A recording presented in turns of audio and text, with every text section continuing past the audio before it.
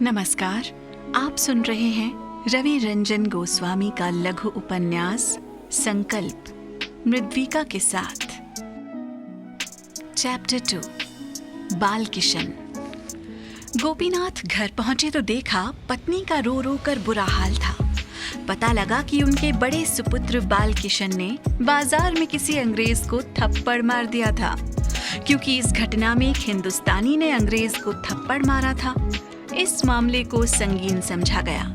Police Balkishan को पकड़कर थाने ले गई। गोपीनाथ को समझ में नहीं आया क्या करे, किंतु उनकी पत्नी ने उन्हें ज्यादा सोचने का अवसर नहीं दिया। रोज चिल्लाकर उन्हें तुरंत थाने जाने को मजबूर कर दिया। थाना उनके घर से उत्तर दिशा में आधा मील दूर हाट बाजार के तांगा स्टैंड के पास था। उन्होंने पत्नी से पीने का पानी मांगा। वो पीतल के ग्लास में पानी ले आई। गोपीनाथ ने एक सांस में ग्लास भर पानी पिया और थाने जाने के लिए घर से बाहर आए। बाहर बालकिशन का तांगे वाला दोस्त रफीक तांगा लिए खड़ा था। उसने कहा, चाचा जी आइए। बालकिशन के झगड़े की खबर सुनकर उसे समझ नहीं आया कि वो क्या करे, अतः वो सीधा स्कूल पहुंचा। वहां ज्ञात हुआ गोपीनाथ जी घर गए हैं, तो वो घर चला आया था। वो समझ गया था माँ साहब थाने तो अवश्य जाएंगे।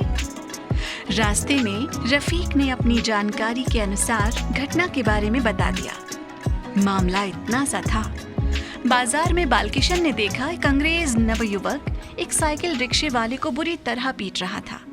बालकिशन को कारण तो पता नहीं था, न उसने जानने की जरूरत समझी, क्योंकि रिक्शे वाला चुपचाप मार खा रहा था और वो युवक उसे मारता ही जा रहा था। बालकिशन ने जाकर रिक्शे वाले को उससे अलग किया और उस अंग्रेज युवक का गिरेबान पकड़कर दोनों गालों पर 8-10 थप्पड़ रसीद कर दिए। वो युवक अंग्रेजी में कुछ चिल्लाता हुआ भाग गया। बालकिशन अपने घर आ गया। बालकिशन को इस घटना की गंभीरता का अंदाजा था, अतः उसने माँ को उस घटना के बारे में बता दिया था।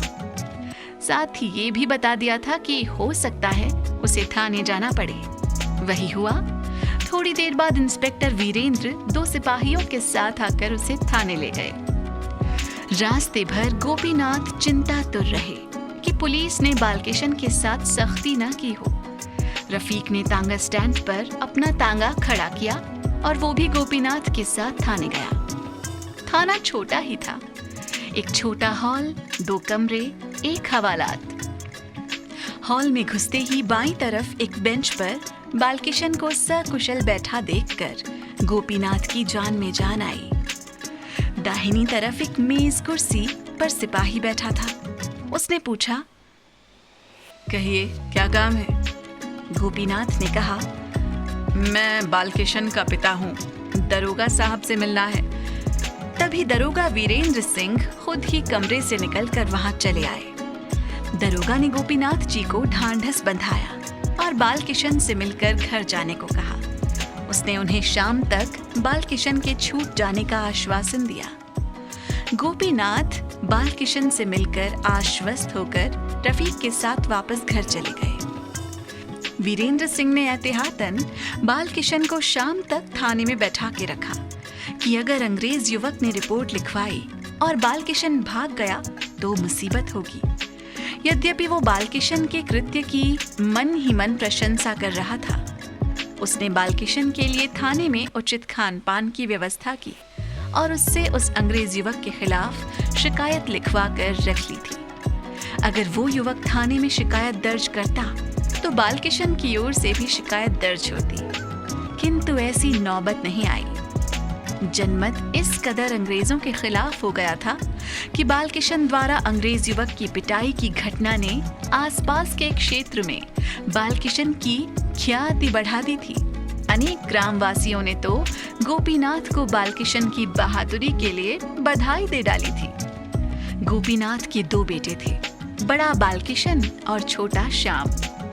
शिक्षक होने के नाते उन्होंने पुत्रों की पढ़ाई लिखाई पर विशेष ध्यान दिया था और उनके प्रयास का ही नतीजा था कि बालकिशन 10वीं क्लास तक पढ़ लिख गया था, लेकिन उसके बाद उसने अपने कर्तव्य की इतिश्री समझ ली थी। सुबह अखाड़े में कसरत करना, शाम को संध्या के पश्चात भोजन करके सो जाना उसकी दिनचर्या में शामिल थे। गोपीनाथ ने दिए और डिबरी की रोशनी में पढ़ाई की थी। पुत्रों के लिए उन्होंने पेट्रोमैक्स लालटेन खरीदी थी। उन सुविधाओं का अधिक फायदा छोटे पुत्र ने उठाया और उसने प्रथम श्रेणी में हाई स्कूल और द्वितीय श्रेणी में 12वीं की परीक्षा पास की। उसकी पढ़ने लिखने में रुचि थी।